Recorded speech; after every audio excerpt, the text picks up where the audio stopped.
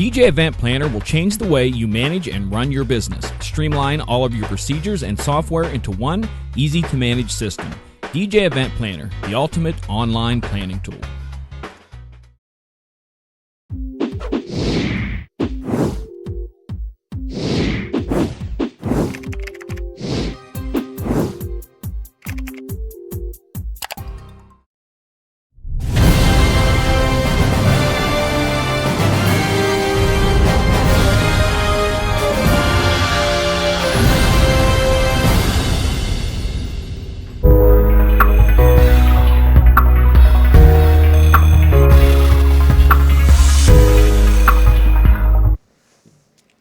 Well, good evening, everybody. Or should I say, ho, ho, ho. Ho, ho, ho. Seriously, this is not a Food Network channel. We're not eating ho-hos. We're talking things.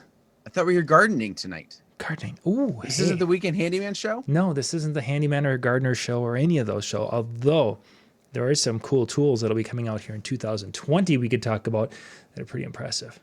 But not tonight.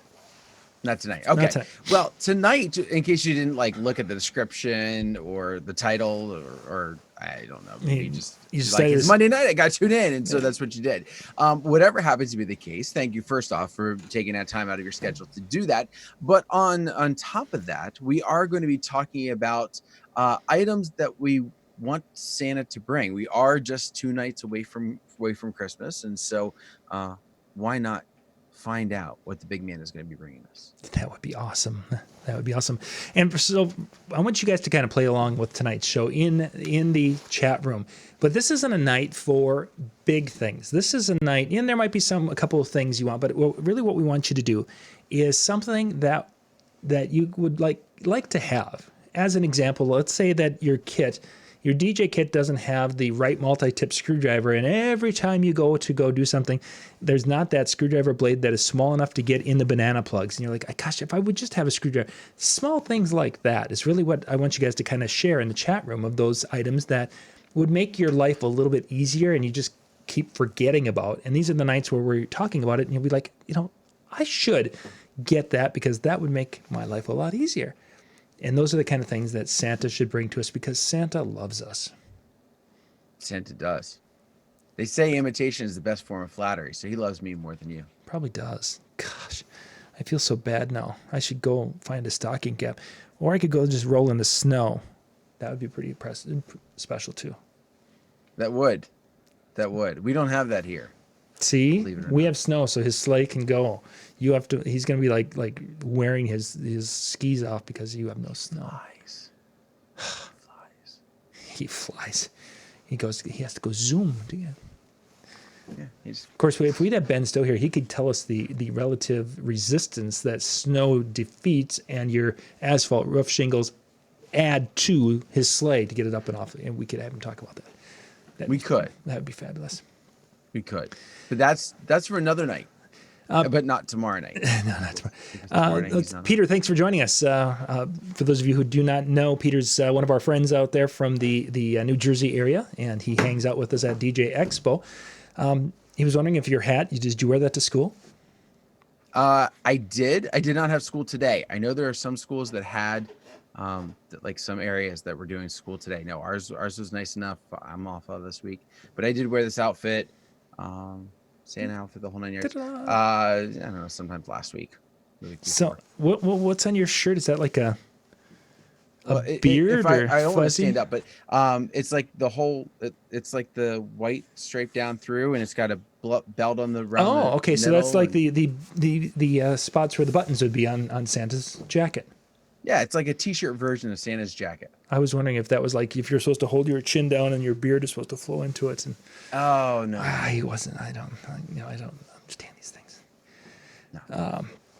Okay, so the kind of the idea behind this show is I knew this past Saturday I had a wedding down in a little VFW that I have been to probably 50 to 100 times, but I haven't been there in probably 15 years at least. It hasn't changed since my very first time of getting there, except it has some little speakers in the corners that weren't there and has 2 flat screen TVs. The floor is the same. The carpeted wall with the stage, and it's that all is the same, and the roof is the same. Maybe they painted the roof for the ceiling, but that's pretty much everything's pretty much identical to the way it was 30 years ago. And in a situation like that, it's like, there's a lot of little things that would have made that show better. And what I mean specifically by being better is I want to have it where I have my little system that I use that's a fast setup and a fast teardown, which you've shared. That's a desire of yours also.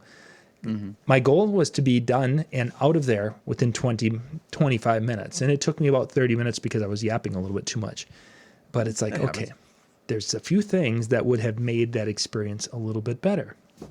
And those are some of the things I want to talk about tonight. Let's see. Just seeing if there's anybody who's actually putting things in there. Peter has an awesome. He wants a gaff tape roller. Gaff tape roller. I think that's a cool thing. What's interesting, we were actually talking about the gaff tape roller, the gaff gun, is what they were. I haven't seen those. Did you see that? We haven't talked about them lately. No. DJ Expo, they were there, and granted, if we'd gone maybe to LDI being a show where they were at, but don't take this as gospel. But I thought gaff gun, somebody purchased them. Or purchased the whatever, invested in them, and they were part of somebody's booth at NAMM maybe last year or the year before, and they're eventually we'll find them. They may find their way to someplace, but that was one of those things when I first came out. It's like, that's such a cool tool. You can throw those wires on the ground. All four wires come together, and then and everything was good to go. But I'm surprised I didn't see him at Expo. I didn't see him last year at Mobile Beat. Not that that's the end of the world, but you just don't hear of them in the industry whatsoever. So, I'll throw out an idea though. I stole this from Brian Harris, and I've absolutely loved it. And every time I talk to somebody who, kind of is in the frame of mind where you have to have you have to tape everything down, right? And there's certain places you can't get away. Like you've got to tape it down. Like that makes sense. Mm-hmm. But Brian Harris told me about stair runners, and you can get like a pack of them, like 2 of them to a pack, I think for like $12 at Lowe's. And they're this nice black type of carpeted material, goes over the line, makes a nice straight piece to it. It's rectangular, you can end to end and make them nice and long if you need to. Speeds up your setup because you're not sitting down there taping your wire down. Right. At the end, you're not pulling it up and then have it accidentally stick to itself, and then you're trying to rip it off. We all know how that goes. And it's nice and quick and easy and relatively inexpensive. I mean, like I said, I think I picked up 4 total, so $24, and I've used them, I don't know, last year and a half. Nice. Every event, just throw it down, done. Oh yeah, it'd be much quicker. That was actually one of the things on my list of desires is I have 2-inch gaff tape and I have 4-inch gaff tape that I picked up from Bennett and LFX Pro. As I use the 2-inch, there's times like this past week where I had a power cord and I have multiple cords, and it's like the 2-inch just doesn't quite do enough. Then the 4-inch gaff tape seems to have a lot of waste. 3-inch gaff tape would be something that if Santa were going to bring me 3-inch gaff tape and put it in my stocking, that would be something. Because then it would be able to handle basically like 2 XLR cables and a power cord as I'm running from spot to spot, and that would cover it nicely and give me enough. So if I don't have to have the wire exactly tight together, and I don't have to have them straight, because otherwise if they start veering to one side, now there's no tape on that side of the cord. Mm-hmm. And I found in that, because this is an old building of that VFW, and there was no way I was going to go down and actually kneel down on the ground, because the floor, while probably clean, just looks dirty from 30 years of foot traffic. I mean, it just looks scuffy. So it's like, I don't want to really go down and kneel on that, because if it makes my dress pants messy, that's going to suck. Ooh, look at it, got dirty knees already. So anyway, 3-inch duct tape was one of the first things. Now, is that what you hope to exist, or you're hoping to pick up? Because Scott says he uses the 3-inch. Yeah, it exists, and this is okay. I was being Mr. Smart guy, figuring, well, the 2-inch will work, and then I can take the 4-inch and rip the 4-inch in half when I need it, so I have 2 2-inch. But as I've been doing more taping and things, I'm just not being as particular with how I run those wires nice and tight, or maybe for whatever reason. It's just I'm not doing as well as I used to do with gaff tape. So 3-inch would give me a little bit more fudge factor. There you go. So there you go. I'll have to grab some from Ben. Yep, absolutely. Let's see. So another spot is in this particular venue, and I've had this and I've talked about this on past shows, is having that audio on the other side during the dinner time. I was really surprised in this VFW how noisy the room was during dinner time. Some rooms there can be 200 people in there, and the sound during the cocktail time kind of fills the room pretty well without having to be loud. This particular room wasn't one of those rooms, and I was trying to figure this out. And I don't know if it was because it had these cold air return bulkheads up on top, that's what made it so that the sound bounced around and didn't. I'm not exactly sure, but this would have been a perfect spot to have those speakers on the other side doing that surround sound during that dinner time. And of course, I have those we've talked about those Sennheiser pieces forever. Well, I need to get a second one of the XLR to XLR, which I've got that on order. The other thing is that those speakers on the other side, I want to find something that is quick setup with a small footprint that is battery operated. So I can literally make one trip over there, pick it up, carry it over to the other corner of the room, set it down, plug in that little Sennheiser, turn them on, and boom, we have sound. Set the volume, and I'm good. And then go over to the other corner and do the same thing. So that way, setup is one trip, good, and then one trip back.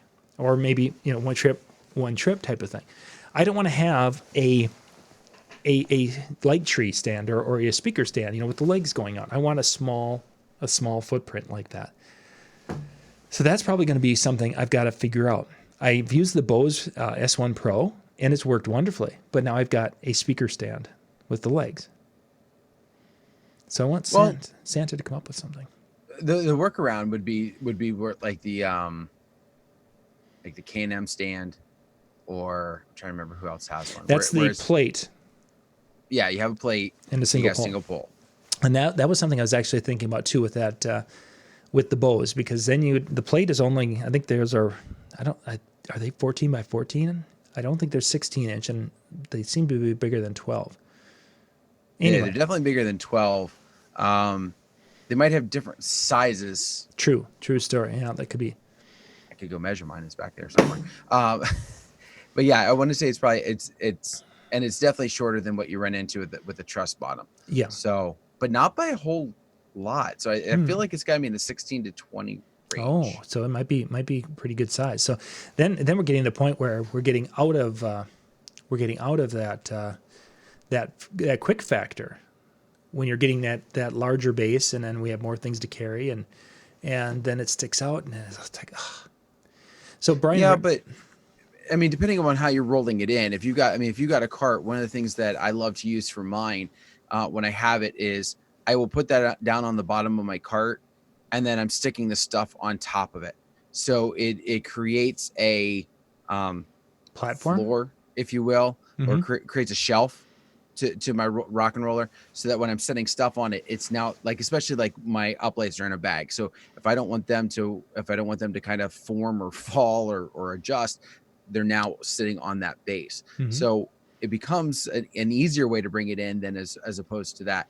And what I found is twisting it into place. It takes no more time than unscrewing and spreading out a tripod leg. Sure. So that could definitely be an option.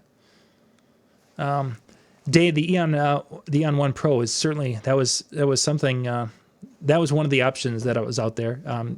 Brian Red talked about the Maui 5. They had one. There was another one released, Behringer released one last week. That was a battery powered unit that, did they have SP ratings? I don't know if they did on that one or not. So I think that there's going to be options out there if a person wants to do the little 8-inch sub and top, or to go with that. And the plus, if you're worrying about speed with the Maui 5, there is no stand. Yeah. It is its own stand. And then that would be the part I was thinking about with that is that how for carrying that thing, how that would work, because you're not going to put it together and carry that. So do you carry the stick in one hand, and do you carry the the sub in the other, and then you set it down, plunk it in, and pop, and that could work. I mean, that was one trip, and that's what I'm after. So I'm gonna have to do some more thinking on that one. But if Santa had a way of figuring that out, that would be cool. So this is something that I picked up this year, and I'm going to throw out as also, if this is not something that you have, something that I would highly encourage you to pick up for your rock and roller, or any cart that is like that you're going to have. I picked up Grip and Gaff, I think is the correct name of the company, or Gaff and Grip. I'll have to look it up real quick. But basically, it is a bag that fits over the handle of my rock and roller, and I have two, so I put one on either end of it, and so it holds. So I have my Evolve 50, so my subs are sitting on top of my rock and roller, but in one end of the bags, I could put two of the tops in the bag without a problem. On the other end, I put in my light stand and that stuff. So any of your loose type of things or your poles can go in there and speed up that trip real quick and easy. Oh yeah, yep. I see. It's the grip and gaff, and gaff, all one word, bag, running about, looks like $90 a pop. Yeah, and I saw at Expo that Rock and Roller finally got theirs out as well. I can't speak to their quality or not. They talked about it in NAMM last year. I had ordered some. I got impatient of waiting, and then they came out with them. Yeah, they're about on Amazon. They're also out there. So yeah, about $90 a pop is what they. And it arrives after Christmas. Okay. Prime's not going to help you any on this one. I'm sorry. Not anymore. So those were two that were jumping out at me. Probably the next thing that I would like to find is a black extension cord that is about 40 to 50 foot long, and a heavy gauge that has a 3-way gang on the end, or has a 3-way splitter on the end. It comes out and it has a little thing that is lit on both ends. And that becomes the problem, is that I can, Ben's like, oh yeah, we can make you an extension cord and the heavier gauge, but to get the lit ends and such, you can't find those as often as you like. I can find versions of this in green or orange or what have you, but to find a long, heavy gauge black cord is really difficult. So why lit on both ends? Are you going for a different type of light show here? No. There's times where I'm plugging in and I want to see if there's power on the extension cord.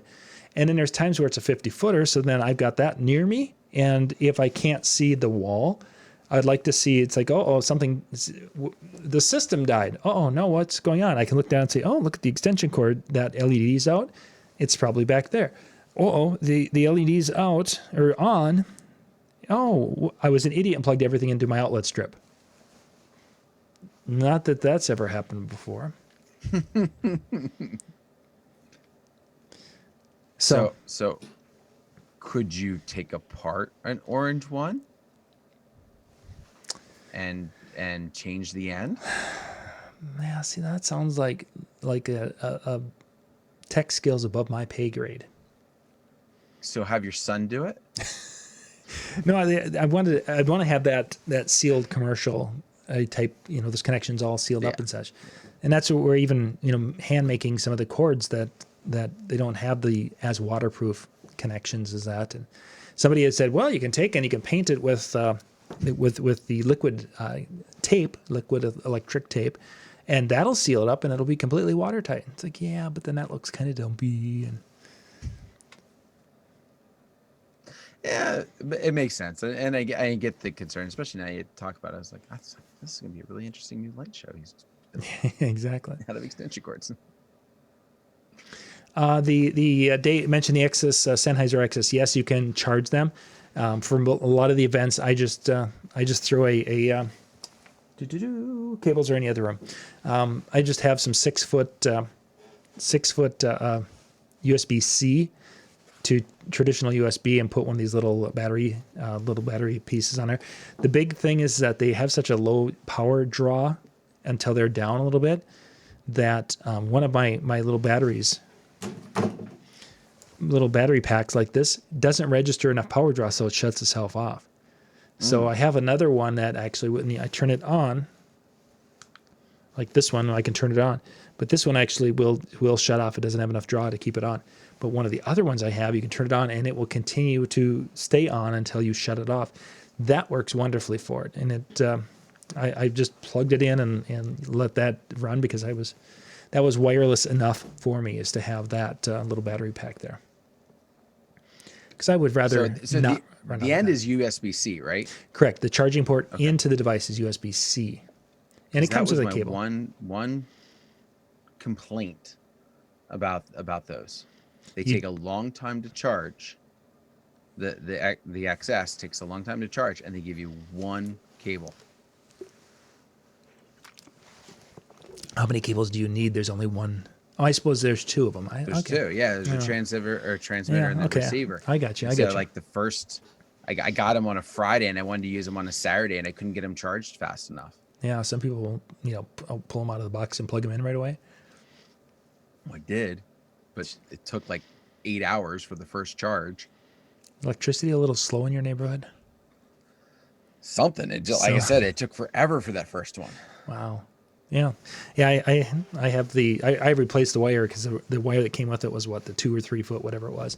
And I went with the longer ones that I use. And yeah, Scott did the same thing with the USB-C connection. So that works well. And then I can charge. I actually have it set up now in the, I had it in the truck when I was using multiple of them at the same time, is where they, to make sure they were charged up before I went to the application. Because I didn't have enough little battery packs to run the cable. I only had some. To go, I charged them all up off my little Ryobi things, and then off we went. Let's see. Yeah, Dan only, instead of 100 volts, they're 110 volts. They only get 80 or 90. I'm telling you, I have no idea what it was, but it took, and because I kept checking on it and checking, and I'm like, come on, just finish already so I can switch it out.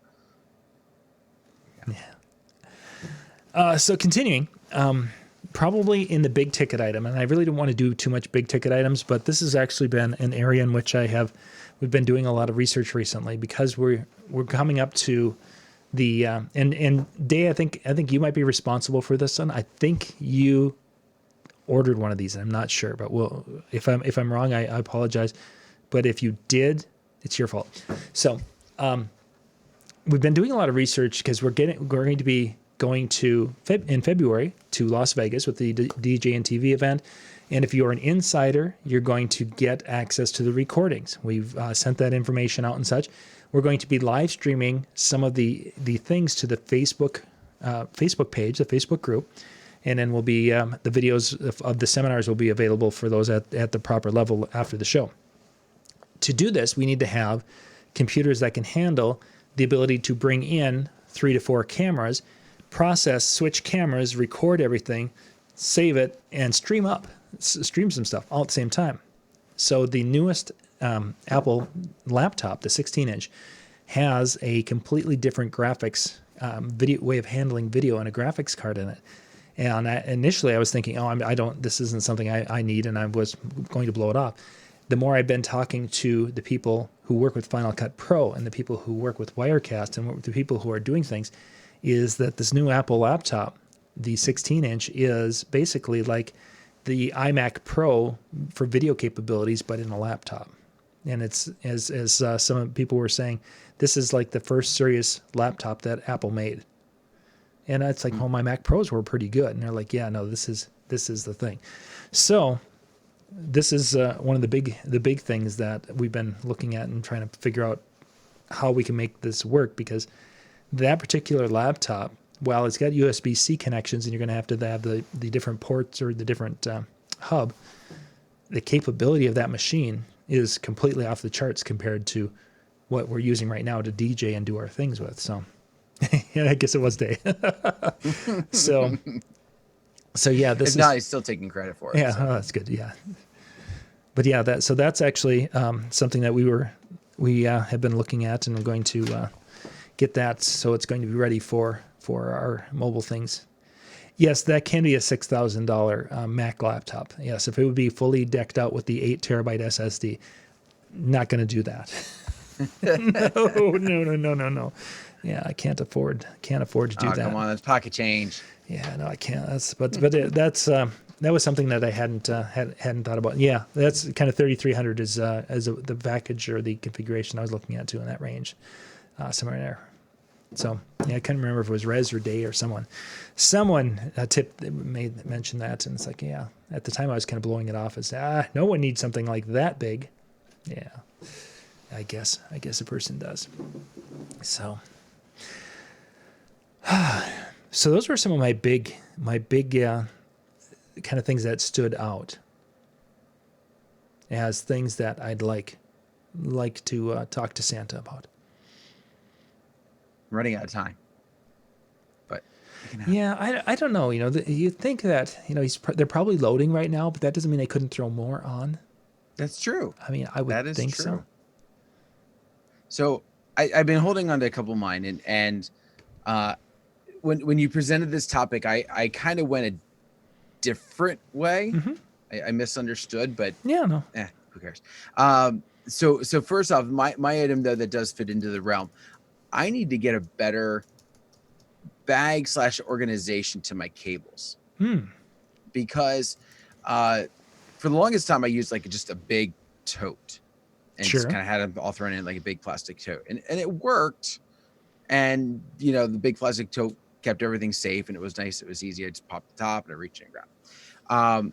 But what I found was I had everything in there, everything in the same one, and it was getting too heavy to do.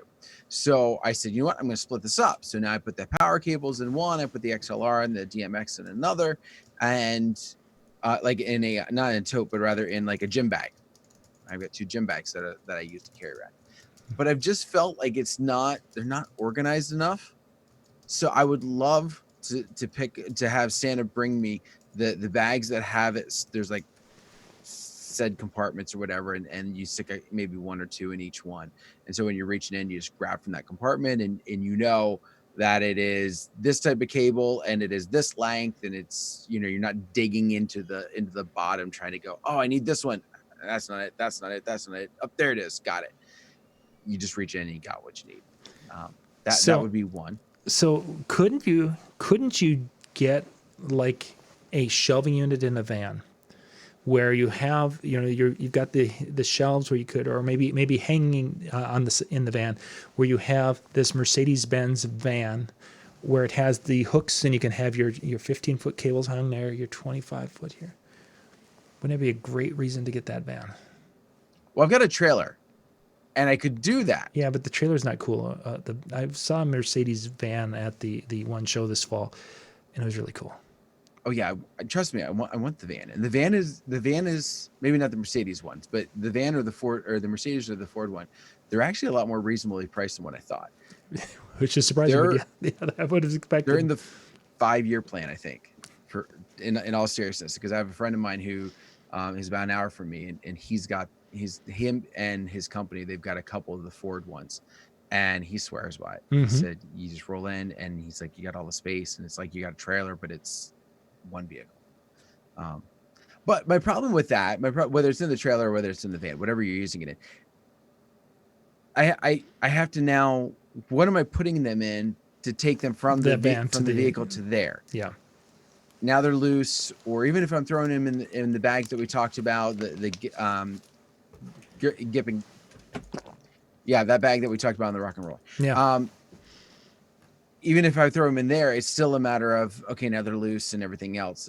The nice thing is now I don't have a bag that I have to try and find a place to store underneath the table or something like that, but it's still loose, grabbing from one to the other. So, but you did hit on my number 2, which is a lot better organization for my trailer. My new trailer is one I can stand up in. Nice. And yet everything is on the floor.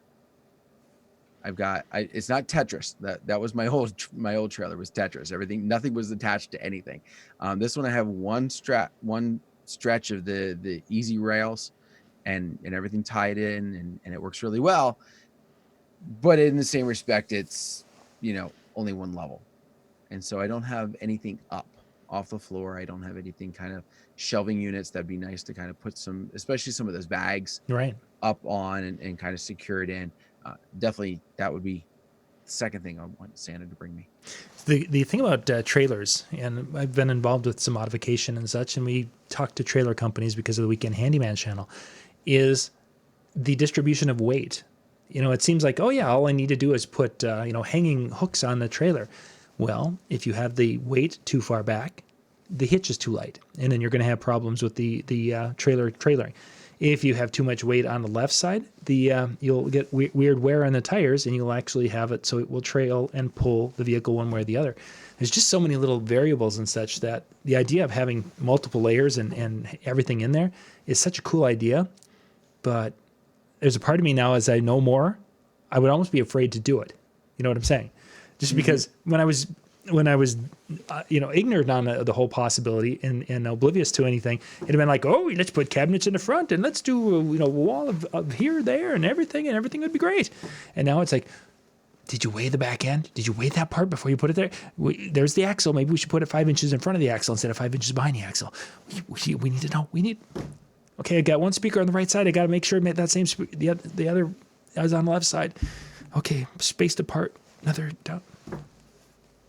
Sometimes I get a little anal with things like that. And hence why I want the van.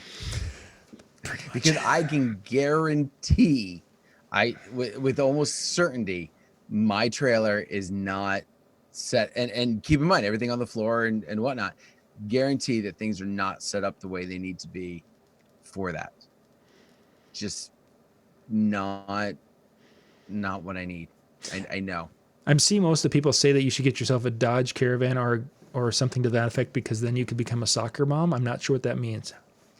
I had a Chevy Venture for the longest time. The problem is, like, the minivans do not fit what I carried with me to an event. Mm-hmm. There's not enough space. Yeah. I have an SUV. If I'm doing a small event, I can fit everything in. But I always take a backup system, my ceremony system. If I'm doing uplighting, if I'm doing photo booth, it's not fitting in a minivan. No, not so much. Not without filling it to the ceiling. Mm-hmm. So. And that's not exactly safe. So what are the things you're thinking about? So the next couple things that I was thinking about, these are Santa's about the only one who's going to be able to create this for me, because I've yet to find one that exists outside of people who make their own. Okay. And that would be a case for my gear that does not weigh 8 tons. My goal, I think, this spring is to redo my system. If I don't change controllers, I'm probably going to look at some way to redo my system, because it's getting to the point now. Every time I try and pick it up and move it, because of everything that I put in, it's beautiful because it makes my setup really fast, but it's also very, very heavy. Yeah. And I've got to find a better way to do it. That's all there is to it. I would love a command center from Joe Bunn. Mm-hmm. I think it looks beautiful. I like the idea and the concept of having everything pre-wired and basically connect and it's done. You're good to go, yeah. But it's also that setup time and everything else that kind of goes into that. And there's some places I play that I would not want to have to lift an 80-pound booth up onto something to put. So. Yeah, for sure. And that was one of the things Saturday, because I've got the controller and I've got the heavy wooden solid case that we all have pretty much. And I'm thinking about that is that, at one time I could have just picked that up with one hand and put it up on the table and gone with it. Now it's like, okay, one hand, two hands, lift with the knees type of thing. It's like, oh man, age is not good when it comes to, or I should say, not being as active as one once was is probably more. Well, and there is some of that. There is some of those. Oh yeah, Day, we got to talk. So there is some of that. Just lack of whatever and getting older. But even just I've noticed it from. I've had it for a year. Actually, probably been a year and a half now, where the setup has been there. But over the past year, the in season, it's great. And I think that's what you kind of talked about. You know, like I set it up for a Christmas party. I hadn't had a gig in about a month, just because of some personal things that I took some weekends off. And I went to pick it up and I was like, oh my gosh, this sucker is heavy. And yeah, there's gotta be something else. So, and Scott, I agree with you. I understand the concept of what you're saying. You don't like the large controller. The controller's not the problem. The controller's light. Comparatively, The case. I mean, and that's what I hate and I get it. You know, I've talked, MJ and I have had this conversation, and he said he talked to some of the companies that make the cases, and, you know, and they say, well, we can make it lighter, but what ends up happening is it doesn't hold up as well. And then it breaks, and then something happens to the pieces inside, and then they blame us, even though we tell them it's not for this. You know, you're not supposed to be able to stand on those cases, and somebody does, and then they get mad at the company. So, you know, they have to make them not indestructible, but as close as they can to it. And it, you know, therefore then creates the heaviness. And there we are. There we are. Back to that.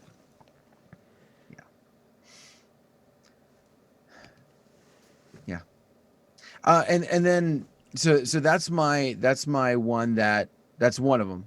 And then the other one is, and this kind of fits in something that was on my list last week, would be a truss setup that is quick and quiet to set up, because the sticks that are already solid, right? So like the global truss sticks that are solid and stuff, they're nice, but I hate banging while I'm trying to create, you know, while I'm trying to put things together, put the base to the top, or put the stick to the base.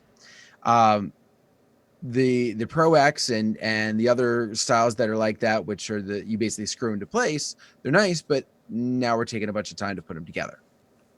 So I would love almost the best of both worlds from it. Just, you know, something from that's my 2 cents. It surprises me that we've come to a position that we can have the adjustable ones that screw together, but we can't have something like that, or something that locks things into place for the sticks. Yeah, it seems that area, you would think there would be so much potential possibility with that. And there are a couple of things out there, you know, that Rockville one that Robin's referring to. You guys can find that on Amazon out there. There's some things like that out there. And I actually did pick up a pair thinking, oh, this would be kind of a cool thing. We get back to that quickness factor, the quick setup. And it's not that quick when you have to, there's the plate, set it down, unfold it, and then put all the screws in and getting everything done. And I'm not a big fan of that. I've got more places that want me out of there in a half hour. And if I'm sitting there fiddling with thumb screws for another 10 minutes, some of these people they're not exactly overly happy with me if I'm in there that long. So, but the one plus that I did see to those, so when I'm bringing in a pair of sticks, so a pair of the already together trusses and a base, that's 2 trips. Yep. Because I'm not sticking, I'm carrying each of the base, one in each arm, and I'm carrying the sticks, one in each arm, or you know, one and one, you know, however you might do it. I'm not getting in less than 2 trips, just carrying that. And I think some of the other ones do have that small enough footprint. They could go in a cart. They could be carried. You could carry both of them in at the same time. And so now you're saving a trip. Would that be enough to kind of offset some of that time? Yeah, for sure. Yeah, and that becomes the thing, is that if you can save trips, that's one way to knock some time off, or having something that is, you know, like Jimmy's talked about, having his booth basically roll it in and it's pre-wired and you just plug, you know, whatever, and you're good to go. And then how often can you use it? This past weekend, I couldn't use a cart. I had to carry because there were steps. I know I could have come in the front, which was cart accessible, but then I have to walk through that 150 feet through the venue compared to going out and up a step and then right there's my truck. So, or the places that don't have steps. I mean, I'm sorry, that don't have ramps or anything, that are and only have steps, not handicap accessible yet. Well, there was one venue in our place. This was their answer to being handicapped accessible. They had a wheelchair. They had a chair that would climb the steps. It wasn't one that went up on the wall up the steps. It actually climbed the steps. It was the scariest thing. I would never want to have to get in it. But that was their answer to being handicapped accessible. Holy cats! I've never seen anything.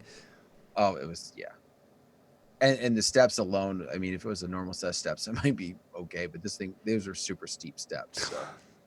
It's like that little dolly that has the wheels that just kind of work its way, and it was kind of like that. Based on that, it was kind of like that.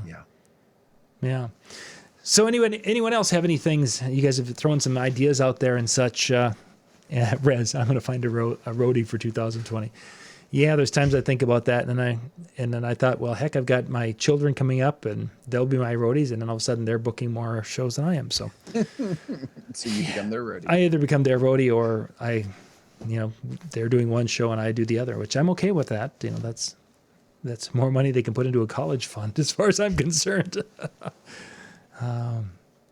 So yeah, I just if you want to do kind of talk out loud a little bit, let you guys share some thoughts and such on what could be some things that could be added. Jimmy mentioned a Leatherman tool, which is a multi-tool. Gerber makes some, Leatherman's makes some. There's a knockoff brand. Those are always kind of nice to have because they've got the pliers and some screwdriver tips and knife and wire strippers and just a variety of different pieces within that tool. And of course, Brian, thanks for jumping in, Brian. Tomorrow night, of course, Brian, we will, on our Tuesday night show, we're not going to be back for a couple of weeks because we've got these holiday things going on. So I would have thunk those things would come around. So maybe next week, if Brian's open, maybe we'll have him. We can do something on Monday night just to see if he wants to come in and give us his deep thoughts on 2020 as it's coming around. We'll have to see what goes on. So, well, Dan, let's wrap it up. He wants a mixer with good mic inputs. Who does that? Oh, okay, good mic inputs. Yeah, with good mic inputs. Yeah, we've had that conversation. The closest one out there right now is that Roland one out there, but even that isn't what we would like to see. It's not compared to the preamps, and this can, like the little mixer I've got down here. So. And that I've seen some people do their workarounds of, having a digital mixer in the, like underneath their setup and run everything into there, including their mics. Could be a workaround. More setup, more time. That's, trying to keep things. Yeah. So, well, Dan, let's wrap it up so I can head on in and call it a day. So. Yeah, I guess I got to do some wrapping and, eventually got to go Christmas shopping. So thank you very much for joining in on this Monday night. And hopefully, I know like Reggie was watching the football game and the rest of you probably were just like, who cares? It's the Packers and the Vikings. It doesn't matter. Yeah. But for those people who do care, thank you very much for tuning in anyway and joining us. We all wish you, first off, a very happy Hanukkah, a very Merry Christmas. Kwanzaa's coming up this week as well, so a very joyous one of those as well. Whatever you happen to celebrate, hopefully you had some fun with us tonight.